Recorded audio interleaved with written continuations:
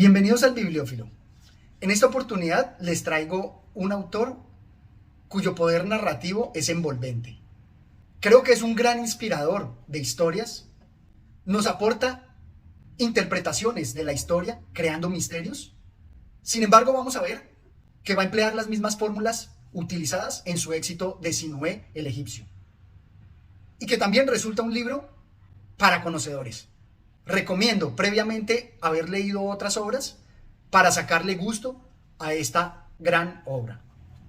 Era hija de Claudio y por consiguiente corría por sus venas la sangre corrompida de Marco Antonio. Además era de los Helios por parte de su madre, que había sido hermana adoptiva de Sellano. Esto bastará como explicación para una persona inteligente.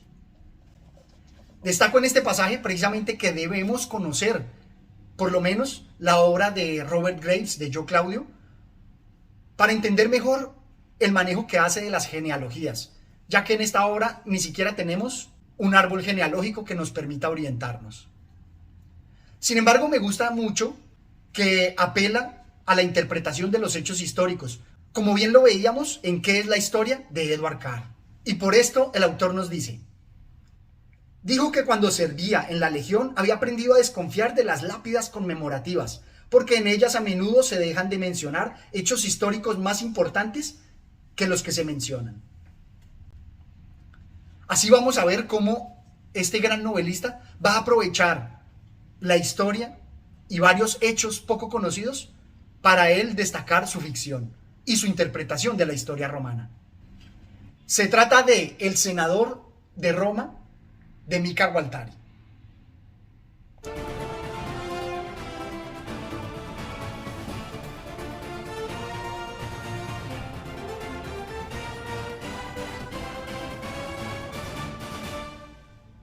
En primera instancia voy a destacar todo lo que me pareció interesante de esta obra, como por ejemplo la estructura sólida que mantiene, ya que es muy meticuloso en los detalles y nos permite enlazar en cada punto la historia desde distintas perspectivas y siempre conservando una estructura sólida. También me gusta mucho los cambios que hace entre los diálogos directos e indirectos. Me parece que así logran mantener la atención en todo momento.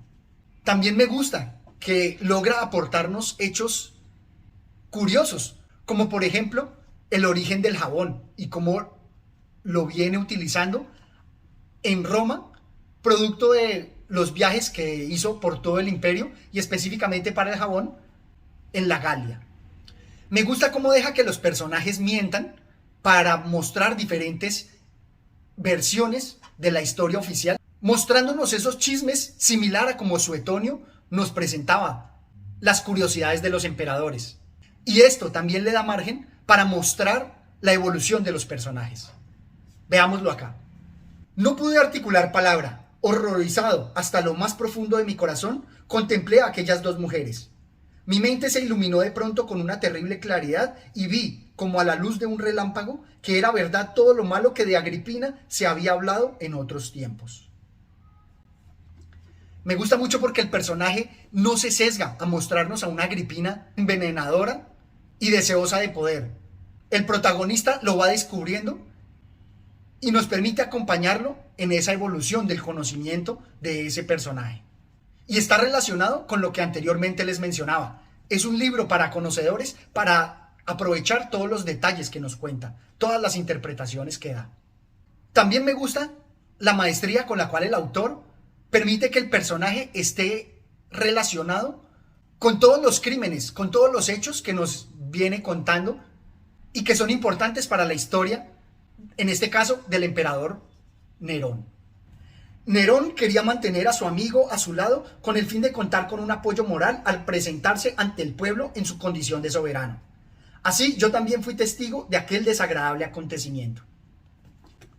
Me gusta este pasaje porque me permite resaltar que el autor hace una interpretación psicológica de Nerón en todos los hechos y crímenes que planeó, mirándolos desde una perspectiva íntima. Y asimismo nos presenta la evolución del personaje, del protagonista, quien acompañó al emperador a lo largo de varios crímenes, a lo largo de varios hechos que de otra forma no se pudieran conocer con un testigo tan cercano. Esto me parece que es una técnica narrativa encomiable.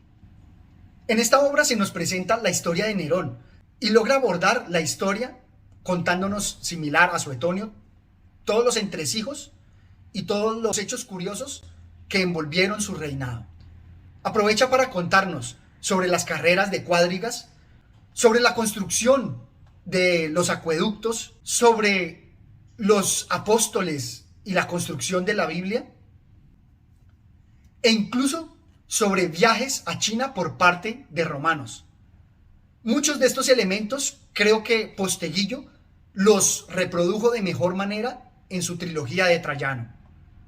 Sin embargo, creo que Posteguillo tuvo que haberse inspirado en esta magnífica obra de Gualtari, que resulta muy envolvente y muy entretenida. Sin embargo, es un libro para conocedores, ya que no hace las explicaciones pertinentes como si de pronto lo hace Posteguillo o Colin McCullough.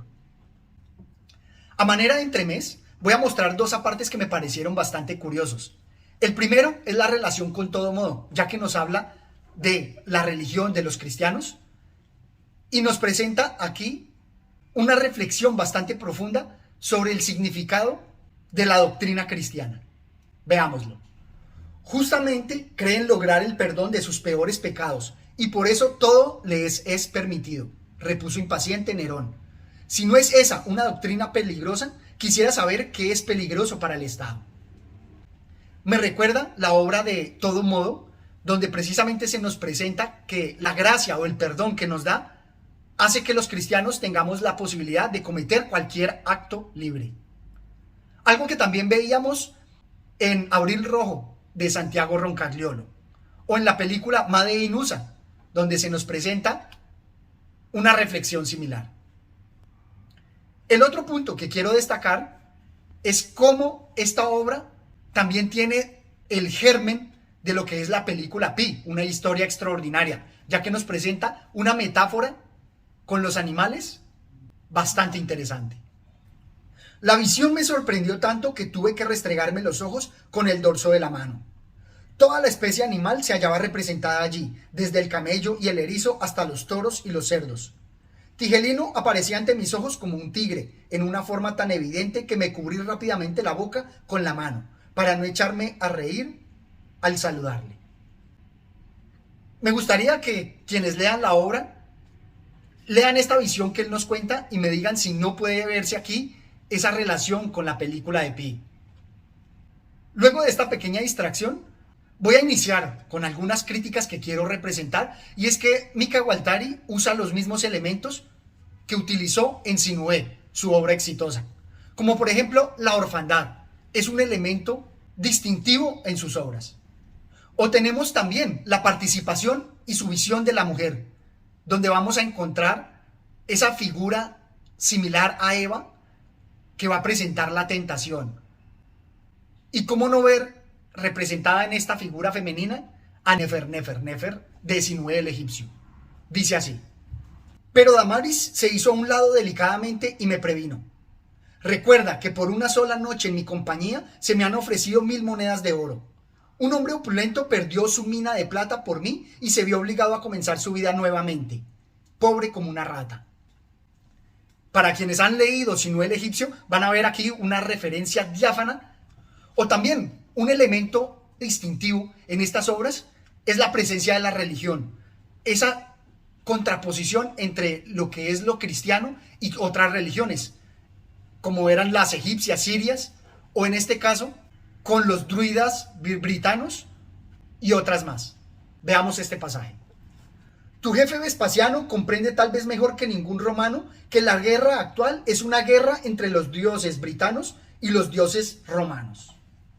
O más adelante, el maestro Caifás es un pastor druida y el más inteligente de los druidas britanos, a pesar de que es judío. Con estos elementos quiero marcar que así como en Sinué se nos presentaba la guerra religiosa entre el dios Amón y el dios Atón, aquí se nos va a presentar guerras religiosas entre los druidas y el cristianismo, e incluso entre la religión de los judíos y los cristianos. Me parece que es un elemento distintivo de las obras de Guattari, esa preocupación religiosa. Finalmente, quiero destacar el cómo nos plantea un misterio. Nos va a dejar también una interpretación de la historia muy interesante, que nos va a dejar reflexionando sobre la obra y sobre la historia. Veamos este pasaje. En aquellos tiempos revueltos había sido fácil encontrar un cuerpo del tamaño de Nerón, cuando en las cunetas de los caminos se encontraban cadáveres de ciudadanos que habían ajustado cuentas entre ellos antes de la llegada de Galba. El cuerpo fue depositado rápidamente sobre la pira, se encendió la leña y se echó aceite encima. ¿A dónde, cómo y vestido de qué manera Nerón siguió su viaje? Eso no me ha sido posible saberlo.